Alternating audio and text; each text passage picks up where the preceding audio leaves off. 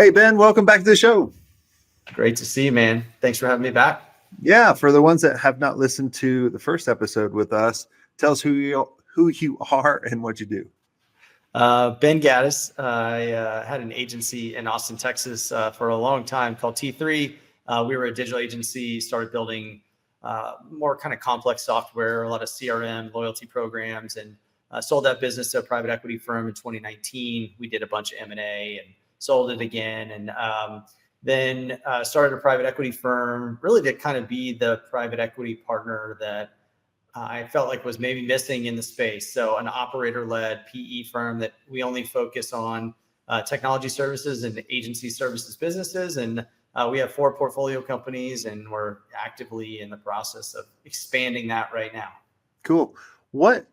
So obviously, if you guys are listening, obviously one of the goals is to have the opportunity to sell your agency, right? That's what I always tell everybody. A lot of times I talk people out of selling their agency, because I'm like, dude, you're making millions, barely working. Why do you want to sell?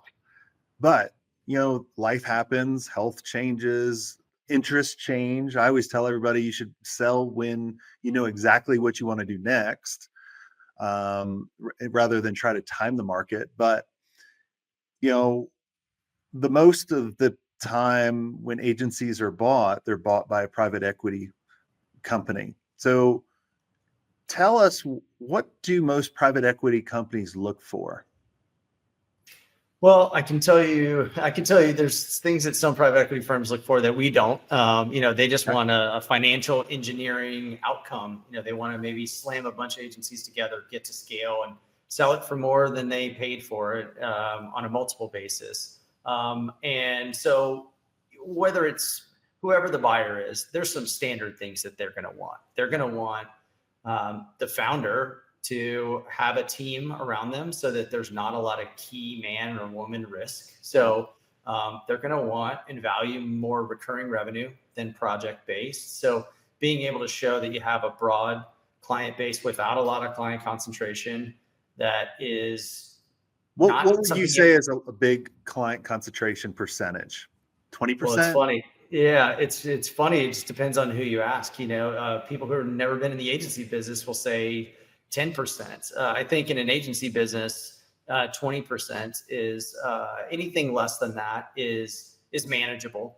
You start to get above that. But then the other thing we look at is top 3 clients, top 5 clients, top 10 clients.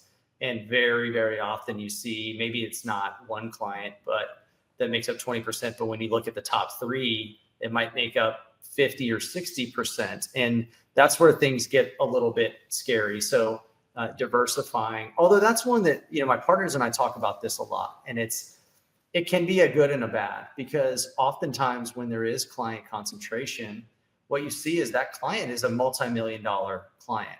And what I often will say to people who are scared about that is, would you rather have an agency who's never been able to break over $1 million per client, or do you want one who's proven that they could have a $2 or $3 million client and they've had them for 4 or 5 years? The likelihood that we could come in and help them scale that to 5 or 10 clients like that, they've at least proven that. Now, it's still a challenge. So that's a big one. And oftentimes that'll make some firms just not even interested at all. So I look at client concentration. I mentioned recurring revenue. We look at project versus retainer, or, short-term versus long-term contracts.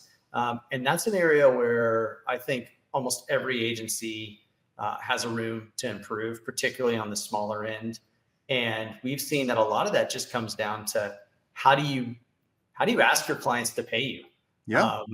How do you sell your services? How are you positioning the value? So it's a lot of the work you do, but I think that's a huge one. And then there's also what we look for is, does the founder have a vision? Do they have a unique point of view on the market, on their ability to solve a problem in a different way than others? Mm-hmm. Is there actual differentiation or a chance at differentiation? Because we partner with founders and we want to help them take this to the next step. We want to take a $10 million, $15 million business to 50 or 100. And so we have to be aligned on that vision. And it's a lot more helpful when the founder has a vision than they don't. And those are typically the ones that we partner with the most. Yeah, it usually takes, I think, agency owners a while to come up with a vision, because most of us are all accidental. Like, we knew how to do something cool and someone offered us money, and we were off to the races, and then we were just being reactive. We were kind of talking before I hit record, and I was like, there's a lot of agencies that didn't grow this in 2025, that struggled. But I truly believe the reason is a single reason is not because of the market, not because of, things aren't growing. I think it's because they're doing the same thing over and over again that they've always done. And they're not doing something unique. But I do want to get back to what you were saying about retainers, because there's always a debate. When I was buying agencies in the prime, I would look for agencies with recurring revenue with long-term contracts. But I've kind of changed my mind a little bit, and I want to know your perspective, and that's the cool thing about podcasts and masterminds and stuff, because there's 1,000 ways to do it. I have a member in our mastermind. They'll be close to 25 million in revenue this year. They're all month to month and no contracts. How would you look at that company? Well, the thing I would look at is net revenue retention. And so I'm honestly, it would be awesome to have everyone locked into 5-year contracts. Most of the contracts, when you look at them, are cancelable 60, 90, 30 days, whatever it is. So I look at net revenue retention, and if you've got 90% or more net revenue retention, that's fantastic. That's really, I'd say 100% is great. We bought a business that had very low recurring revenue when you actually looked at it. I mean, like almost 0%, but their net revenue retention was like 115%. And their clients love them. Yep. But they actually kind of made it a little bit hard for people to buy, just because the sales process was a little complex and they were custom quoting everything. And so one of the things that we help them do is just streamline that process, show them how multiple projects string together and aren't projects, but are phases, and those phases that they actually are cheaper if you buy them all in a package. And now 50% of the bookings this year are like 2, 3, 4-year deals. And nothing really changed other than just the way they communicated that. And so at the core of that business is a fantastic business. The one you're talking about, $25 million on a month-to-month basis, they're doing something right. And I almost think it's kind of cool if you have the guts to say, hey, renew every month if you want to, but we're so valuable that you can't cancel. And we've got 3 years of backwards looking data that proves that. And they do. Like, their retention is like 95%. Yeah, that's a great business. I don't care what you call the actual model. Yeah, because they're always debating, going, well, should I go to longer contracts? Because Jason, you always talk about trying to obviously you should always try to get the longer contracts. But their thing is look, and people always say, well, we have auto renews in there. Right. And but their salespeople are paid on a commission basis, and they're incentivized to keep them, versus like his old company. He would tell, we won't mention the company name, and I won't mention theirs either, just to keep it kind of for who are they going after, so no one can figure it out. But they used to work for a really big agency in one particular space, and their salespeople were kind of disincentivized to keep clients. They wanted to almost lose them for like 3 months and then re-sign them so they could get like the full commission. Yeah. Right. And so it's just interesting on that part. So, okay, good. That was a question I wanted to ask you about. Do they need long-term contracts? But you look at more of the historical. If you're looking at buying an agency, because, there's lots of people, like you were saying, other PE firms are trying to put a bunch of agencies together, make their EBITDA, put them together. if you're going to look at a company that did that, are you looking at it for they've been together for 3 years and they've successfully integrated? Or are you looking at like, I put a $500,000 EBITDA agency with another one, now they're $1 million, now their multiple goes way up? Yeah. I think this is where being an operator is really helpful in what we do today. Like on generally, an integrated offering is going to be more valuable than a non-integrated offering. And then we just see that in multiples. So if you fully integrate, you're going to get a higher multiple than not for the most part. I'm sure there's some examples of that not being true. So what we see a lot is we see a lot of people who smash agencies together and try to pretend like they're integrated and say they're integrated. And then we see somebody who just say it's a holding company and that's a different model. I think it's pretty easy for me to see when it's not integrated. And I think most sophisticated buyers are going to see that. So I would say integration tends to drive a higher valuation, but really it's more about, are there like, I hate the word synergies, but are there synergies here? Like does one offering naturally lead to the next? And the fact that you own both of those offerings means you can do it without reselling each time. And so there's some sort of value or, contribution that comes from that. And does it make sense? Do these things make sense together? We see sometimes that, somebody will buy one offering and then they'll buy something that's either in a completely different vertical or a completely different value proposition. And so what you end up doing, you have to run two companies, but you're calling it one. And there's a lot of push-pull. We like to think about our acquisition strategies being, we want to add non-duplicative, but additive capability. So what did I buy before? What did I buy after?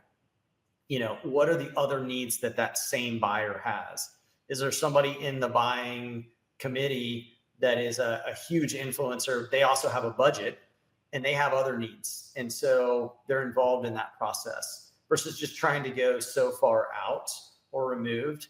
And when you make financial decisions as your acquisition strategy, it shows pretty quickly that you're just buying revenue or buying EBITDA. You're not buying something that makes sense together.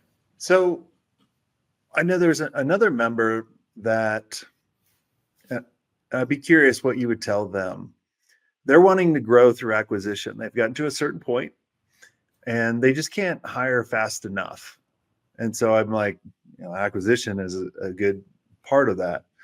But they're looking small because they've never done it before versus looking bigger. Yeah. Where do you think someone should start if they've never done an acquisition? Should they try a small one first or go for one maybe a little bit bigger than they are? Because a lot of times you think, well, how would I buy a bigger company than I am now? But it doesn't make sense to me. That, like, how does the math add up? Yeah, I hate to say it's nuanced, but it is. But I will tell you, a small acquisition in a lot of cases is just as hard as a big acquisition in terms of the amount of work, the legal, the integration, all of that. Now, buying a bigger company is super challenging. I've seen it done before. I think the real question when you have like a merger of equals is, what's the brand, who's in charge? And so with that, I would ask, is this a very complementary offering? And it's crystal clear. We do this awesome. You do this really well. It makes sense how we're going to come together. There's a clear leader. Or is this just going to be Lord of the Flies and everybody's just duking it out day one? Versus when you buy a much smaller business, it's clearer who the acquirer is. And I think that's actually very healthy because a lot of the questions are answered day one. You're coming into our business. These are our processes. We're going to learn from you, but we're going to take those and we're going to integrate those into this larger offering. And it just takes away a lot of the gray area that you have to answer very, very firmly and very, very early if you're doing that kind of merger of equals. Exactly. I like that. Now, I'll also say, though, you said something about talent. And so acqui-hires, you hear a lot about that in tech. I think that happens oftentimes in agencies with, capability. We need a media arm, and there's like 3 folks that are at this firm. We could just pick them up, and now all of a sudden we have a capability. maybe you don't have to pay a multiple on that. You can actually just buy a team. The other thing that I'll say though is oftentimes when people are trying to do this, acquisitions are really hard. They take a lot of time and focus and effort off of the core business. And it's just hours in the day. There is so much work that has to be done to do that. And if you've never done it before, guess what? It's going to be extremely hard the first time. And the chance that it goes well is just much lower than if you've done it 5 times. Now, what people don't often think about is, are there other places for me to acquire that talent? Can I go to Latin America? Can I go to Eastern Europe? Can I go to India? Can I go? And this is an area that small agencies, I think, struggle with a lot because they feel like there's like it's a kind of almost like we're going down market by doing that. Yeah. What we've seen is that the talent pool is just massive in Latin America. It's massive in India, and our ability to find and scale great people is much higher than most people think. And so if it's a talent strategy, pure talent strategy, I would almost think there before I think about going and buying something to solve that problem. Yeah, no, it's a great suggestion. I mean, that's why I love doing this show, because there's 1,000 different ways to do it. You just got to figure what's the best way for you to try it out and do the less risky one first. Well, it's what we were talking about before we started recording. You know, you have to do things differently. And so that's an example of where I have absolutely seen the tide shift, where when I was running T3, we had such a hard time scaling offshore. We never really did it that successfully. There was language barriers, there's time, discrepancy from time zones. And it was just really challenging. How do you collaborate on code? What we're seeing now with AI is there's almost one language. Yep. Everyone can have perfect English, can have perfect German, French, whatever, and there are lots of tools for translation. There's real-time translation. There's so many asynchronous tools, but there's also ways to leverage technology to remove huge barriers that we had in the past. And so in that case, I would say somebody who's done it in the past and thought it just didn't work, it's worth going back and looking at it. And that's probably true for so many parts of the agency business right now, that now's the time to do that. Yeah. When I ran the first agency, if we've tried to outsource overseas so many times and it was just so bad. And then finally we just bought a company in South America that did that we really got along with. But, like nowadays, like I've changed my approach to that, right? Like, one of our members and sponsors is E2M. And like, if you could have told me that I would love and always tell people to go to them, an Indian-based white label solution, I would have been like 12 years ago, I'd have been like, you're crazy. Like, I would be losing my mind. But I do it all the time. I'm like, they're amazing, right? Like it's just, like you said, just because it didn't work in the past, I got food poisoning from Applebee's twice. Still eat out. I just don't go to Applebee's. Applebee's will never be a sponsor. Fuck you, Applebee's. that one's on you. You did go back. I did. I was like, went there the first time. It wasn't them. And I got the same damn meal and had the same outcome. Oh man, that's on you. That's what surprises businesses that you buy, what surprises them when they're going through that process with you guys or other PE firms? Yeah, I can speak from personal experience here on both sides. And I can tell you like what surprised me and then what I see surprise people. First of all, it's important to have empathy on both sides. And so if I'm going through this process, the first thing I want to do is understand, what is the buyer or the seller thinking? What do they know? Is there a gap in knowledge? And when I sold my business, I didn't know what private equity was. I didn't really understand the model. I didn't understand the outcomes. And so the first thing I would do is I would say, whatever you're doing, do research. Is it a strategic that's buying you? How can you, with ChatGPT, learn everything about their business in as much time as possible? If it's a PE buyer, read up on PE. PE is typically not buying businesses to hold them for eternity. Some are, but most want to sell them in 3 to 5 years. They want a return on their invested capital. They say, call it MOIC, so what do they want? They typically want a 3x return. So what's it going to take to actually get that? Are they more interested in IRR, so your yearly return? Are they more interested in the return on the total capital? There's stuff like that a lot of buyers just don't actually understand when they talk about, a financial acquirer. And it just helps you understand maybe why they're making certain decisions. And so sometimes you could just ask them too. I mean, sometimes they'll lie to you. Absolutely. I would do both. I would read up and then I would ask, and I would say, I would understand what's important. And you would actually be surprised by how very few questions you get about that, now being on this side of it. And so I think that's really smart.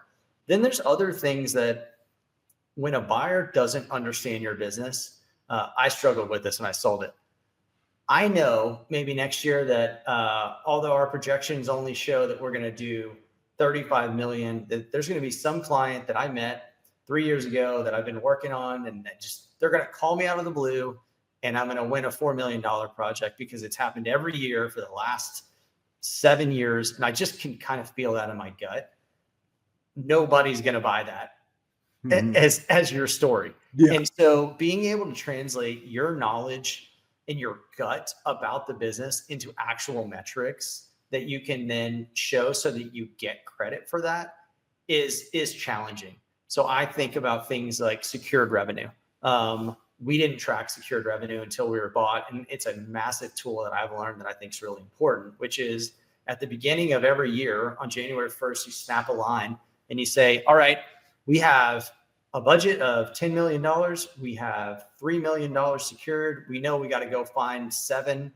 We know that 4 of that's going to come from existing clients because we've talked to them about projects and they're in HubSpot. And the other, whatever the difference is there, we don't know where it's going to come from, but we're going to hustle and bust our ass to go do it. Okay.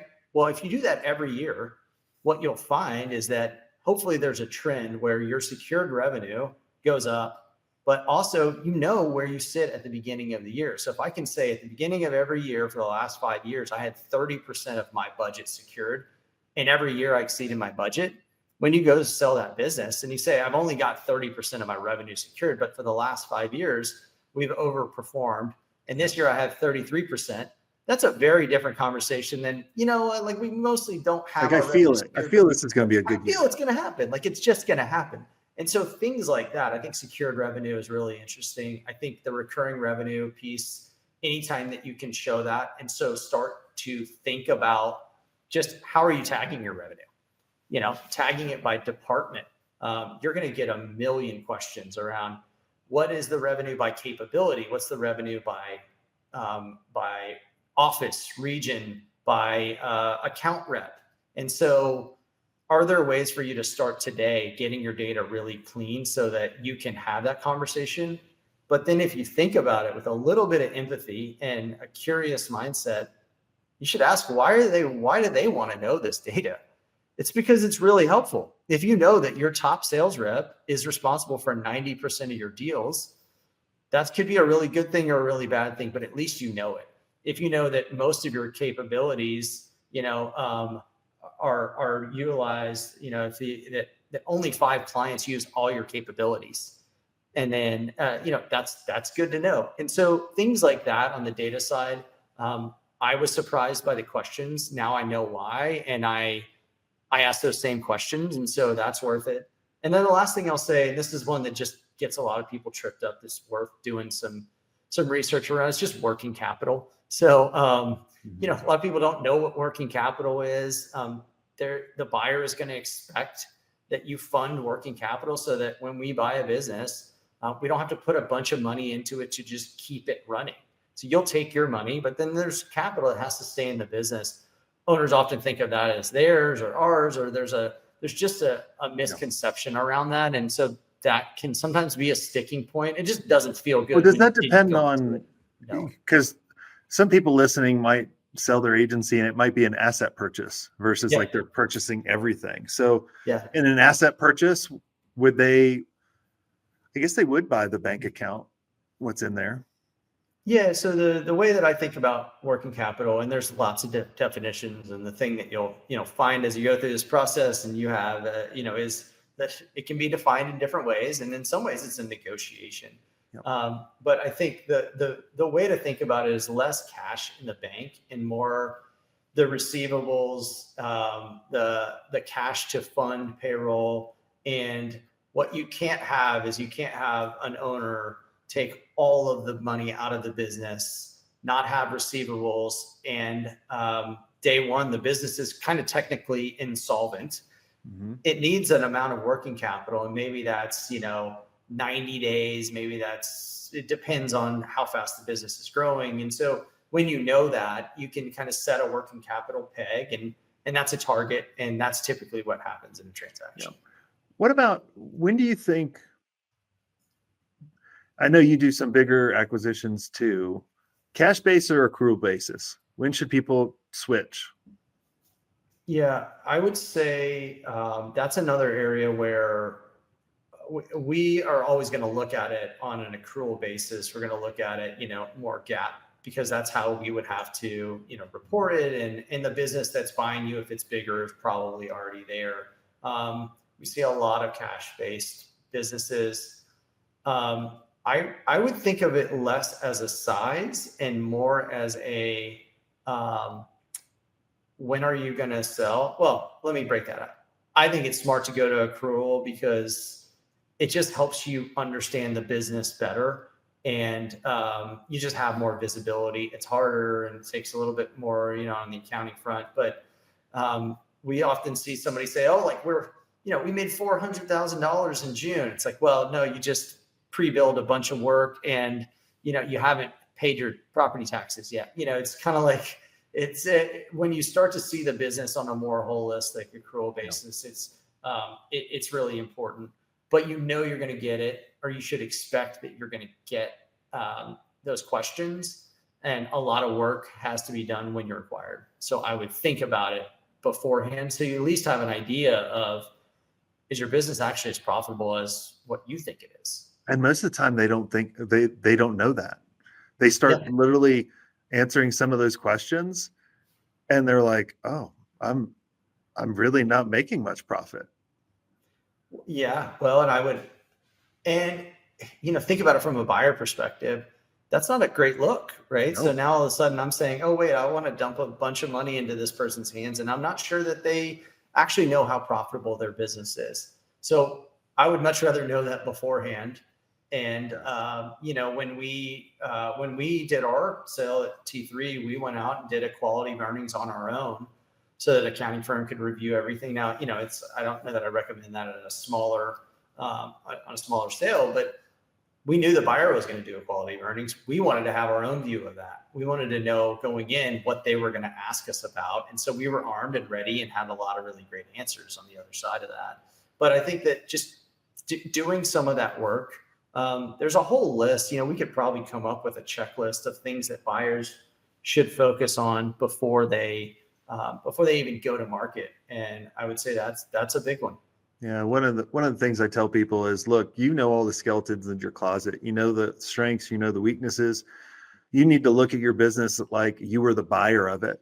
And what would you change the next day after you bought your business? And start doing that stuff. Yeah. Even if you don't plan to sell, because there's that opportunity, something in your life is going to change, and you want to have that opportunity to be able to sell if you want. I think you nailed it. I mean, it's trying to time this space. Tell me who was sitting here, and like knew exactly what was going to happen with tariffs. If you were a CPG or a apparel focused business and you were trying to time the market, when would you go? It's almost impossible to figure that out. And so I think that doing the things, understanding what are the things that are going to change the value of the business, and starting to check them off. We wrote a blog post that I can find and maybe put in the show notes, but around, what are the things that need to be true for a transaction to be, a great outcome. And it's those types of things. And you start to build backwards from there. And then you at least know what you're shooting for. And maybe it takes you a year, maybe it takes you 5 years to get there. But at least you know where you're headed. And I also believe too, you should have all the, like, there's a lot of scammers out there though. Like I get emails all day long going, hey, I want to buy your business. I'm like, and I respond to all of them. I said, cool. Why do you want to buy it? Because I want to make sure AI and not like some like, what are you looking to buy? Like, what's the kind of structure? Like, because you learn from every one of them, the legit ones. So I always like going through that process. I know the first time I went through that process with solar, it was eye-opening. And then I knew like that deal didn't go through, but I knew exactly what I needed to work on. I wish it wasn't that most people learned by a failed process, but I hear over and over, that's how you learn, right? I mean, that's how you learn. That's how you learn a lot of stuff. And I think that's part of what you're doing, and the value that you bring to the market by doing the podcast and the master class. And I think there's things that I experienced, and luckily, I didn't have a busted process, but it happens more than you think. And I think the bigger, I would recommend people try to educate themselves as much as possible, not so they get all the answers, but they know what questions to ask and they know who to ask. And if you're going to go through a sales process, if you haven't talked to like 4 or 5 other people who have gone through that sale process, you're doing yourself a massive disservice. And it's not that hard to find somebody who can give you a little feedback on that. And it can change the outcome dramatically. Cool. Well, Ben, this has been a blast again. Is there anything I didn't ask you that you think would benefit the listeners listening in? I think the vision point that I made earlier is something that I'm spending a lot of time on right now and trying to help and get my thoughts around, like, what does a vision look like when an agency business is changing so fast right now, when AI is disrupting every part of that. And I think for the listeners, it is probably the number one thing that you can be working on right now. And I think that we're seeing a lack of vision and execution coming together, and it's making a lot of people not grow, but it's also opening up these massive opportunities in the space. And I just think now is probably the best time to be in agency services and technology services. And I'm actually hearing the opposite. Everyone's worried about it. Everybody's down on it. I think the people who lean into this part are going to absolutely crush it. And it's fun to be in that space. It's scary to be in that space, but if you love it and you lean in, like, I think there's some amazing things to be done right now. Give me an example of a vision that you've heard that you think is spot on and you really love, that you could get behind.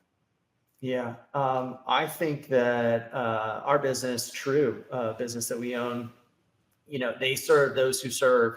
They are focused on the part of the market in public sector that today has almost no visibility and understanding of what is going to happen from a funding standpoint, whether you're university, a state, a local government, a federal government. And so you have to make the process of budgeting much more streamlined, much more data-driven. It has to be real time. And that's a requirement. And so all they focus on is state and local, helping them streamline their budget process, make it data-driven, make it real time. And they see their vision is to serve those clients at the highest level. They have 100% client satisfaction, and they have 100% referenceable clients. And so vision is super tight. The execution is really tight. Maybe it's not even, something that people would consider sexy. It's an amazing business. And I think there's lots of those right now. We just saw our first AI native services partner. OpenAI has some, Perplexity will have some.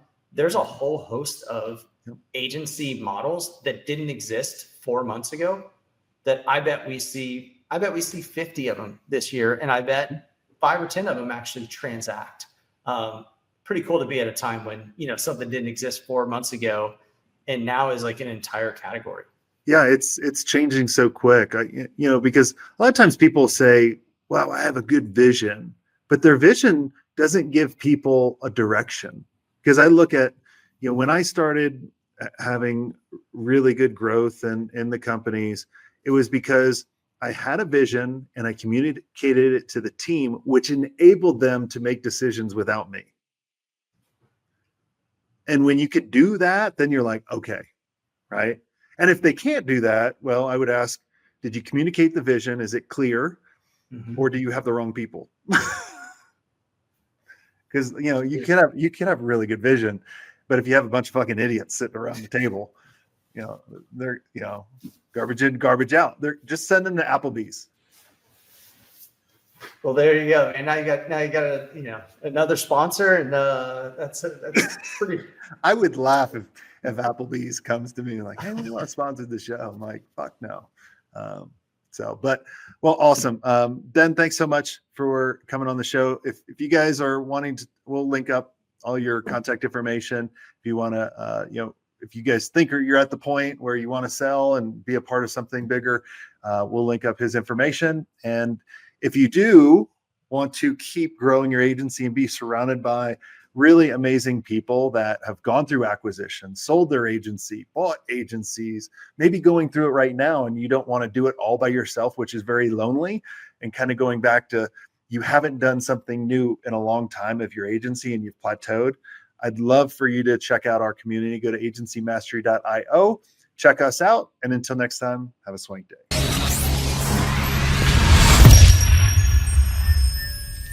I hope you enjoyed this content. If you want more content like this, make sure you click on the link on the screen or check out your most popular podcast platform where the full episode is there. And until next time, have a swank day. What are you doing? Go check it out. Click on the link. I'll see you soon.